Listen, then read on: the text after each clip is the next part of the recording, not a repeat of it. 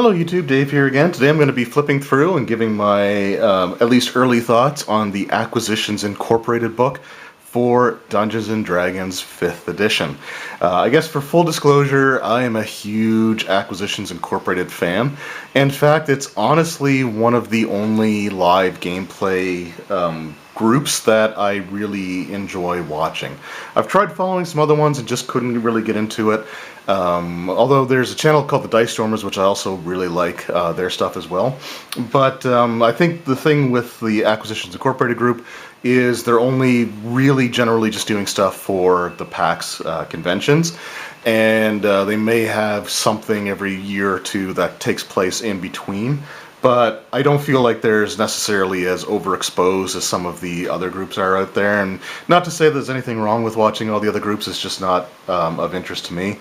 But these guys I always enjoy. I like to watch these videos for entertainment purposes and to just, kick back and laugh and just enjoy myself. And I personally find that Acquisitions Incorporated is my favorite group for doing that. So anyway, with that out of the way, let's go ahead and just sort of flip through this book and see what we got here.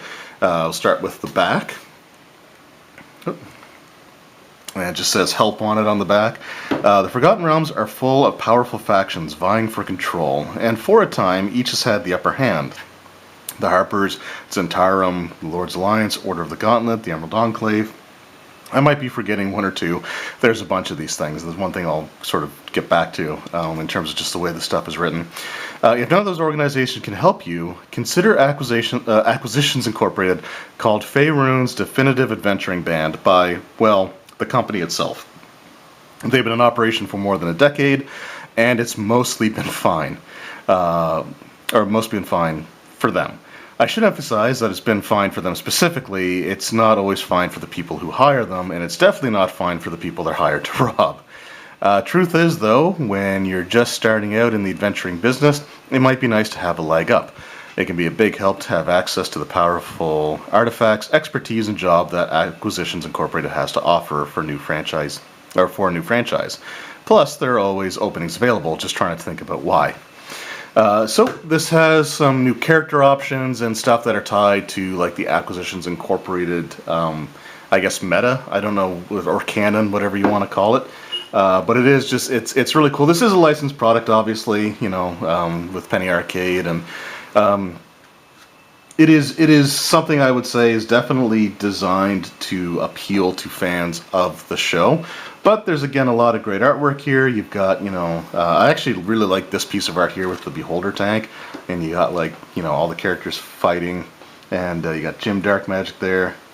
Viari looking sort of at the camera, breaking the fourth wall kind of idea. And it was just really, really cool stuff. So we have sort of like a history of the brand, sort of in canon as well. The one thing that I did read so far that kind of bothers me just a little bit, and not that it's a deal breaker or anything, but they did change the story of like the Omen and the Drawn family so that they were always from the Forgotten Realms instead of like being from the Nentir Vale like they were back in the days of 4th edition before coming over to Faerun. So it's not a huge, like I said, it's not a huge deal. It's just sort of interesting that they decided to do that. So the first chapter just has like a little bit of history of, and there is like a fast franchise creator. So you can kind of see some of the things that they have there, some of the in-jokes that they make. Franchise logos or livery. The first one is the words Green Flan in Elvish. So again, just a lot of really cool, stuff like that there. A lot of, like I said, there's a lot of like references and in-jokes for people that, to laugh at because they're familiar with the source material. And one of the biggest things that I can't stress enough is that you sort of need to be familiar with with Acquisitions Incorporated, and I can't imagine people wanting to go out and buy this book if you're not a fan or not familiar with Acquisitions Incorporated. And again, this is a lighthearted sort of book. There's a lot of humor in it, a lot of self-awareness, which is great. And you saw that sort of represented on the back cover with the little blurb about the book itself. So what's also cool about this book, as we're just sort of going through the different roles you can play in the Acquisitions Corporate, like the Documancer, the Hordes Person, the Loremonger, Obviator. I haven't really read through these yet. I've just sort of looked at them. You got the Occultant instead of Accountant. So again, it's just, it's all about incorporating sort of like office humor, secretarian, incorporating office humor into your D&D games, and they do a good job of it overall. I've always enjoyed watching their videos and always have a good time with them. So it's kind of cool just to see some of the stuff that's in here. So there's information for owning a franchise. There's a schmoozing table, and schmoozing complications, because if you're going to schmooze, then there's probably going to be some complications that go along with that. You got sort of the art style that we're familiar with if you watch the beginning of most of the Acquisitions Incorporated videos. We've got Jim Dark Magic there in the picture, and the picture says, "I'm not your dad," which again, just it's nice to see some self-aware humor and stuff in there, in ways to integrate the individual classes into the games, and like the Barbarian, Bard, Cleric, Druid, Fighter. So it goes over all of them, gives them sort of like ways that they would make sense for being in Acquisitions Incorporated to begin with. I like the Paladin there. Rogue would obviously be pretty self-explanatory how you'd incorporate them in there. Sorcerer, I wonder if there's anything about the Wizard.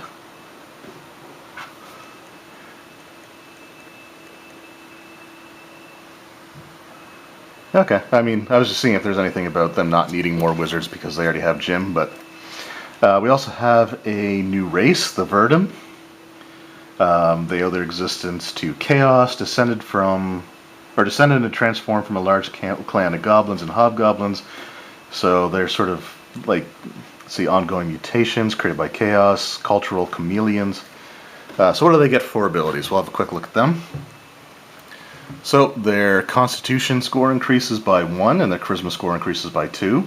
They reach adulthood around the age of 24, but can live up to 200, which is pretty good.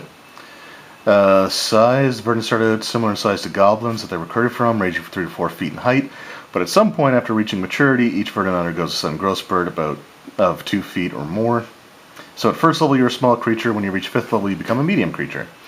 Speed is 30, a black blood healing. The black blood, that is a sign of your people's connection to that which endures, boosts your natural healing. When you roll a 1 or a 2 on any hit die you spend, at the end of a short rest, you can re-roll the die, and you must use the new roll. So if you roll a 1 or 2 the second time, it looks like you're stuck with it.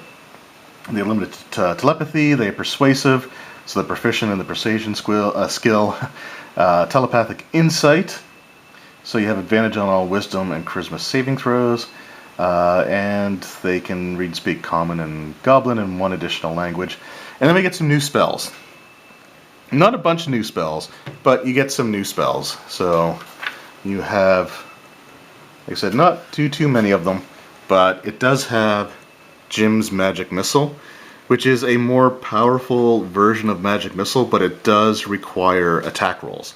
I don't know if they've ever actually used this version of the Magic Missile in an actual game, but I do know that they have used the phrase Jim's Magic Missile before. When I think it was the one where Jim was hosting like the murder mystery where he actually died. So I think they had that there. I can't remember if it required. I don't think it required attack rolls then either. So I'm gonna have to pay attention going forward and see if they actually use this version of Magic Missile going forward. Then we have like some faction information. So we have Acquisitions Incorporated. You have Drawn Enterprises, the Noble Knife, the Silver Sliver, which would be a bit of a tongue twister. And then the 6. I don't know if those other ones have actually appeared in the games before either. So they may have. I'm not entirely sure. And then we have the next big section of this book is actually an adventure that is designed for players from levels, to get them from like levels 1 through 6. So it's actually a pretty beefy adventure. It starts on page 79. And chapter 4 goes all the way to, wow, we're still just trying to find it here. So it starts on page 79 and ends on page, this probably would have been a lot easier if I just looked at the table of contents.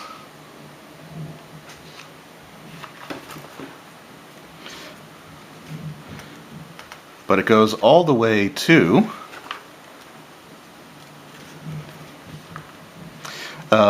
page 195.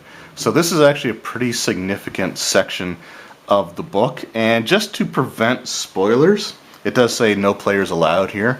So I don't think I'm going to necessarily, I'm just going to flip through this kind of quickly. I'm not going to do every single page here. We'll probably just skip in chunks as well. But that's actually a pretty significant amount of pages dedicated to an adventure. I mean, it's like 120 pages. So that's actually really awesome. And I would probably run the adventure for a group over the course of, a few months. I don't know if I would go much beyond the adventure that is printed inside, but I would definitely love to run the actual adventure itself and just see where it goes. But I would have to do it, I think, with fans of the show, just to, make sure that, they get a lot of the references. And so when we get into our appendixes, we start on page 196. We have the main characters from Acquisitions Incorporated. So we've got, of course, Omen drawn, Omniphus Heroine drawn, or sorry, not heroine. Omniphus Heroward drawn. So he's got 10 hit dice, level 5 spells. So no special equipment. It doesn't look like is actually included in any of these, but that's fine. It's still cool to have their stats. And then you've got to have, who is in my opinion the heart and soul of the Acquisitions Incorporated team, and that is Jim Dark Magic with his phrase, "Have a magical day." I was kind of hoping that they would have had the stats for Jeff, the intern, in here, because that was one of my favorite videos, the one with like the elemental evil storyline. We got Viari there, looking all dashing. What's his acrobatics plus 11, sleight of hand plus 11? So pretty cool stuff there. Then we got Morgaine by Morgan Webb. She's actually got 12 hit dice, so the hit dice are quite a bit different. Jim only has 9. Viari and Omen both have 10. Morgaine has 12. And then we've got Flabbergast. Whoop, let me just tilt this up a little bit. So you gotta have Flabbergast and his familiar Mr. Snibbly, the cat with the little horned helmet on and the monocle. Love that character as well. And then it looks like we've got some of the characters from the C Team. I haven't actually watched a lot of the C Team. Again, I kind of like having the breaks in between, because where the C Team is on like every single week, I just feel like that's a lot of time to spend like watching. Whereas, I can do 2 or 3 hours every 3 or 4 months.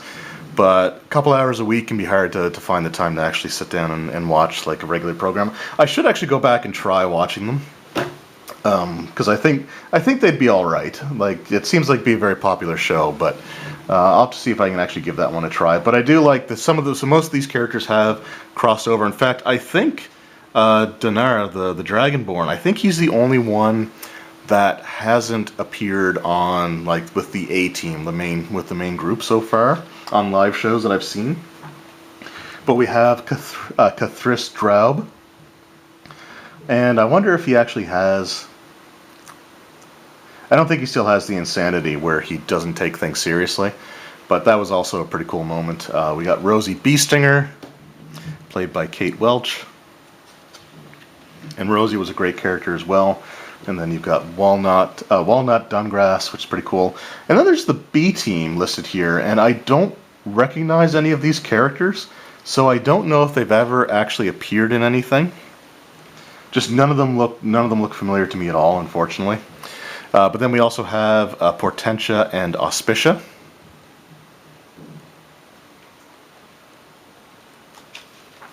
We've got them there, we got their stats, and then we got some monsters. So we have the Chaos Quadrupod, Clockwork Dragon, and then the Deep Crows. And I feel like the Deep Crows might be a reference to some of the earlier stuff from their podcast days that I'm not as familiar with. But that's still pretty cool. And then we've got Tipsy, the old keg robot. And I just love, I loved the keg robots, and to have them here is really cool to have them statted out, so I love that. I also don't recognize Splugoth the Returned, so I don't know what he may have been from. If you know, please let me know. Like I said, it seems like that may be from the podcast days back, like during the 4E time. But we have the iconic factions, or iconic faction features. So things that they can get if they're major members of the organization. So for Drawn Enterprises, Noble Knife Agent, Silver Sliver, which is going to be a big tongue twister, Affiliate of the Six. So again, some cool stuff there. And then we've got the vehicle. So we have the Battle Balloon, which I've always loved that vehicle. They make it look really awesome there. Like, that is some really cool art. And then they've got the Beholder tank, which again was just an awesome addition that they had. They had a really cool, like, actually physically made model for it to use as well in one of their shows, and it was just really cool. And I love Beholders, so not gonna lie, probably a little personal bias on this one, but I love this. Then we've got some other artifacts here. Another relics, which is pretty cool. You have a chart of trinkets as well. So some kind of cool stuff in here, like you've got a perfect skipping stone, 3 weighted dice that always roll low, which is what I feel like all of my dice do. A locket with a picture of Jim Darkmagic, a non-functional movable rod, a menu from Big Daddy Donner's Yum Yum Hut, a small purse that screams loudly when opened. So there's just, again, some cool stuff in here. And then you have your index, and that's basically it. So like I said, I'll skip over the adventure because I don't want there to be any spoilers as to like what the storyline or stuff like that is in there. But I love this book. Again, I don't think this is the kind of thing that I would use in my regular everyday D&D games, but I could see wanting to start up and run the adventure included inside. I still need to read that and see how that goes.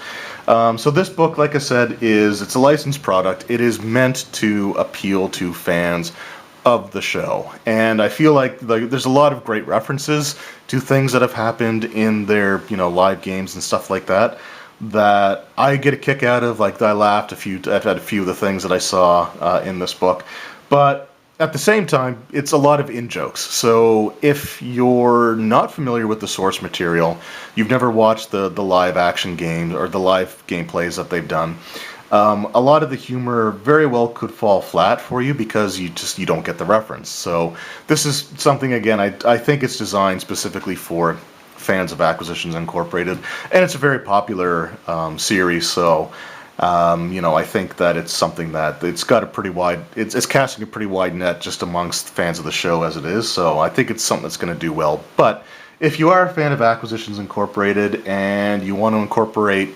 no pun intended, some of the material into your game, or just have some of the characters, especially if you know that your players are all fans of the show as well, then I think this is a really great pickup. If you're not into the show, if you've never really watched it, or you never really got into it, then this is probably not going to be the greatest pickup for you. But that said, there is still a lengthy adventure in here, 100 plus pages, that can take players from starting level 1 all the way to level 6. So it might be worth picking up just to have this new sort of beginning of a campaign. And who knows, if you never watched the show but you like the adventure, you like some of the humor that you find in the book, it could steer you towards watching the series as well. Just note, it is not appropriate for all ages by any stretch of the imagination. So just make sure there's no, small children around when you watch the show. So like I said, I like it. I'm looking forward to sitting down and reading the adventure itself and see how that goes. But I think that this is a pretty solid pickup. And again, it's nice to have a product that is self-aware and lighthearted every once in a while, because we've got a lot of doom and gloom and a lot of the adventure paths that have been coming out for 5th edition D&D so far, with like Out of the Abyss, Prince of the Apocalypse, Curse of Strahd. They're all pretty much very serious types of things.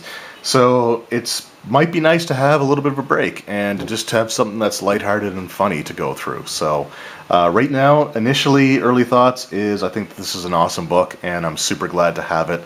Probably one of the books that I was the most looking forward to for 2019.